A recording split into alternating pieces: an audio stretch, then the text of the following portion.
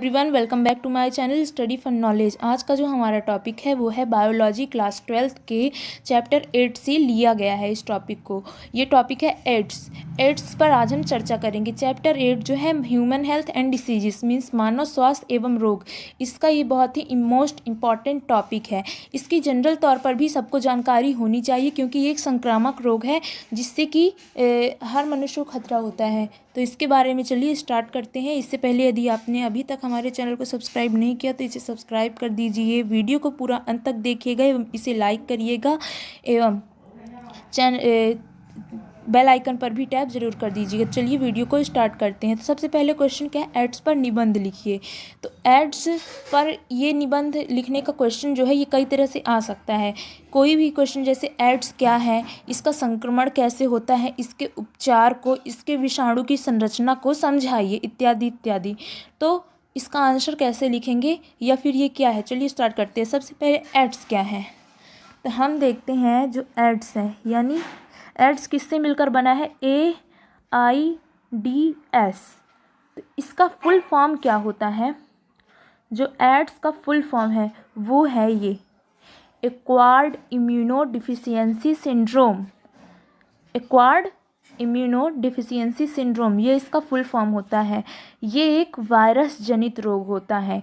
ये रोग क्या होता है कि जब ये वायरस हमारे शरीर के अंदर प्रवेश करता है तो हमारे शरीर की प्रतिरक्षा तंत्र को इतना कमज़ोर कर देता है कि वह सामान्य जो छोटे मोटे संक्रामक रोग होते हैं, संक्रमण फैलते हैं, उनसे लड़ने में भी सक्षम नहीं रह जाता। यानी हमारे शरीर की जो प्रतिरोधक क्षमता है वो बहुत ही ज़्यादा कमज़ोर हो जाती है।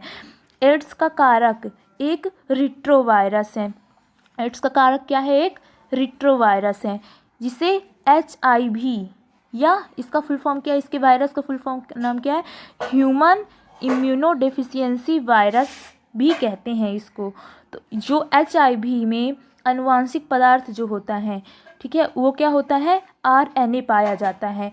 HIV जो किससे किससे बना होता है, जो RNA होता है किन किन स्तरों से उसमें घिरा होता है, प्रोटीन और ग्लाइकोसाइलेटेड प्रोटीन्स के स्तरों से घिरा होता है। तो ये था एड्स का क्या बोल सकते हैं, थोड़ा सा इंट्रोडक्शन पार्ट लिया है। अब इसके बाद हम पढ़ेंगे कि एड्स का संक्रमण किस प्रकार से हो सकता है। तो जिन लोगों में एड्स का खतरा बहुत ज़्यादा है यानी कि एड्स का संक्रमण किनमें ज़्यादा हो सकता है, वे हैं समलैंगिक या द्विलैंगिक मैथुन करने वाले, अंतःशिरा द्वारा जो ड्रग लेने वाले होते हैं, हाँ, ड्रग से जो व्यक्ति ड्रग लेते हैं उनसे जो मैथुन करते हैं, यौन कर्मी, बार बार रक्त आदान की आवश्यकता पड़ने वाले रोगी, संक्रमित माँ से जो बच्चे होते हैं। इस प्रकार एड्स के माध्यम हैं।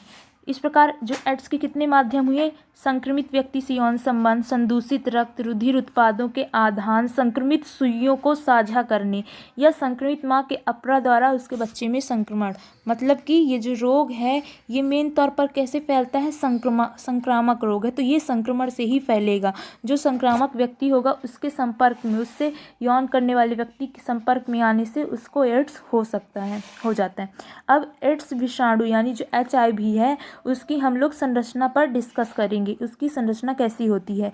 एड्स विषाणु की संरचना, एड्स एक जो इसका वायरस है HIV वो एक रिट्रोवायरस है जिसका मुख्य प्रभेद यानी क्या होता है, HIV फर्स्ट। इस वायरस का केंद्र RNA के 2+ प्रतियों यानी 2+ कॉपीज ऑफ RNA से मिलकर बना होता है। RNA के पास रिवर्स ट्रांसक्रिप्टेज एंजाइम तथा कुछ प्रोटीन उपस्थित होते हैं। RNA के पास क्या क्या होता है, दो मेन चीज़ें होती है RNA में, ट्रांसक्रिप्टेज एंजाइम और कुछ प्रोटीन होता है।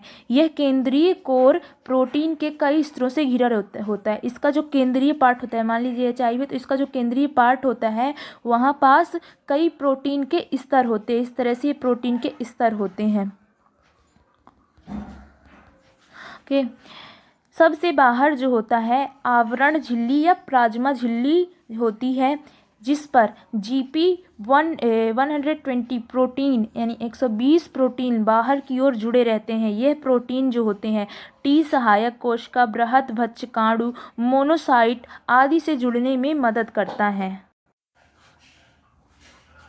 आगे अब बात करते हैं कि जो ये विषाणु है ये प्रतिरक्षी कोशिकाओं में कैसे अंदर प्रवेश करते हैं, यानी हमारे शरीर में प्रवेश करता है तो कैसे उनमें संक्रमण फैलाता है। तो उस पर हम अब आगे चर्चा करेंगे, जो कि टॉपिक है विषाणु द्वारा प्रतिरक्षी कोशिकाओं में संक्रमण।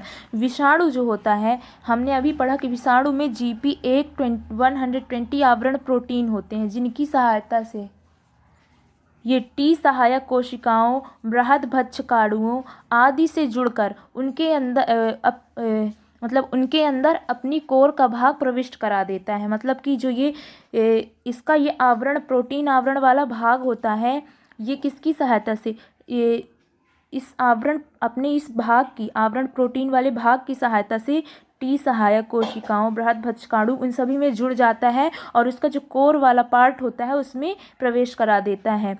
जब पोषी कोशिका में, जिसमें यानी कि प्रवेश किया है, उसमें RNA विषाणु का रिवर्स ट्रांसक्रिप्टेज द्वारा विषाणु DNA में प्रतिकृतिकरण होता है।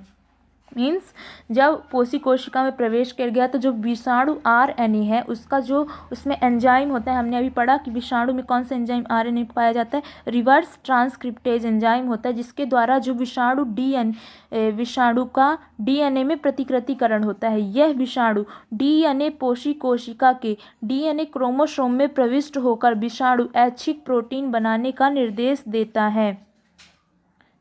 देता है। पोषी कोशिका में DNA का अधिकांशतः क्या होता है, अनुलेखन एवं अनुवादन होता रहता है। इस प्रकार परिपोषी कोशिका HIV फैक्ट्री की तरह कार्य करती रहती है। मतलब कि जब उसका DNA का प्रतिकृतिकरण होगा, जब विषाणु पोषी कोशिका में प्रवेश कर गया उसका कोर वाला भाग, तो उसका जो ट्रांसक्रिप्टेज एंजाइम होता है उसके द्वारा DNA का प्रतिकृतिकरण होता है।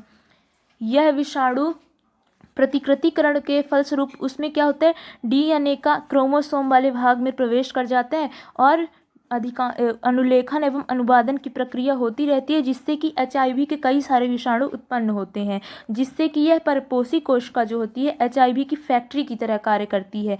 विषाणु कणों के निर्माण के पश्चात ये परिपोषी कोशिका से बाहर आते हैं,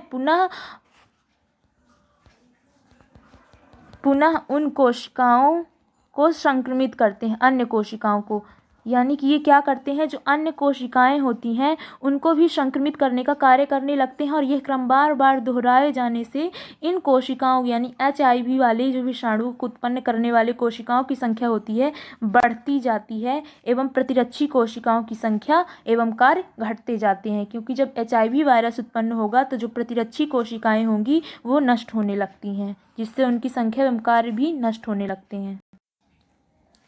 आगे इसका जो पार्ट है, नेक्स्ट पार्ट है, वो है रोग जनन यानी पैथोजेनेसिस। तो इसको स्टार्ट करते हैं। तो रोग के प्रकारों में प्रमुख है विषाणु जनित कोशिका विकृत संबंधी प्रभाव। विषाणुओं के बार बार कोशिकाओं से कलिका रूप में बाहर आने से प्रतिरक्षी कोशिकाओं की झिल्ली भेदता एवं कार्य प्रभावित होते हैं। टी सहायक कोशिका पर स्थित CD4 प्रोटीन से मुक्त GP120 बंधकर उन्हें प्रतिरक्षी तंत्र द्वारा आक्रमण के लिए लक्ष्य प्रदान करते हैं, जिससे टी सहायक कोशिकाएं बुरी तरह प्रभावित होती है। इस पूरे लाइन का मतलब क्या है कि जो कोशिकाएं, जब HIV वायरस प्रवेश करता है, जिनकी बार बार कोशिकाओं में कलिका रूप से आने से जो प्रतिरक्षी कोशिकाओं की झिल्ली भेदिता यानी कि संख्या और कार्य है वो सभी प्रभावित होते हैं। और जो टी सहायक कोशिका होती है उस पर जो CD4 प्रोटीन होता है उससे जो मुक्त GP120 बंधकर उन्हें मतलब प्रतिरक्षी तंत्र पर द्वारा आक्रमण के लिए लक्ष्य प्रदान करते, जिससे जो टी कोशिकाएं होती हैं बुरी तरह से प्रभावित हो जाती है। अब इसके लक्षणों के बारे में बात करेंगे कि इस जो ये डिसीज़ है इसके कैरेक्टरिस्टिक्स क्या हैं। तो इसको हम पढ़ते हैं। देखिए, रोग लक्षण। टी सहायक कोशिका में संक्रमण से निम्नलिखित शुरुआती या प्रारंभिक लक्षण नजर आने लगते हैं, जैसे बार बार बुखार आता है, सिर दर्द, वजन कम होना, लिम्फोड का बनना, मुंह में सफ़ेद छाले, सामान्य अस्वस्थता। एड्स के संक्रमण तथा लक्षण नजर आने के बीच को विंडो अंतराल, यानी कि जब इसके लक्षण जो है, संक्रमण होता है लेकिन लक्षण तुरंत नज़र नहीं आते हैं, तो इसके बीच जो अंतराल होता है इसको विंडो अंतराल कहते हैं। यह कभी कभी 8-10 वर्षों का भी हो सकता है। अब बात करते हैं कि इसके परीक्षण की, यानी कि कैसे पता करेंगे कि एड्स हुआ है। तो इसका जो परीक्षण होता है वो होता है एड्स के लिए मुख्य परीक्षण ELISA परीक्षण है। इसी के द्वारा जो है एड्स का पता लगाया जाता है। ठीक है, इसके बाद है अवसरवादी संक्रमण। एड्स रोगी अपने कमजोर प्रतिरक्षी तंत्र के कारण कई अवसरवादी संक्रमण का शिकार हो जाता है। ये अवसरवादी संक्रमण है न्यूमोनिया, ट्यूबरकुलोसिस, यक्ष्मा, टॉक्सोप्लाज्मा, क्रोनिक डायरिया। जो एड्स है वो नर्वस तंत्र यानी मस्तिष्क को भी प्रभावित करता है, जिससे नींद ना आना, ब्रेन ट्यूमर आदि लक्षण भी होते हैं। अवसरवादी संक्रमण है मीन्स कि एड्स जो है, एड्स के कारण कमजोर प्रतिरक्षी तंत्र होता है, जिससे अन्य संक्रमण भी होते हैं, जिन्हें हम अवसरवादी संक्रमण यहाँ पास कह सकते हैं। अब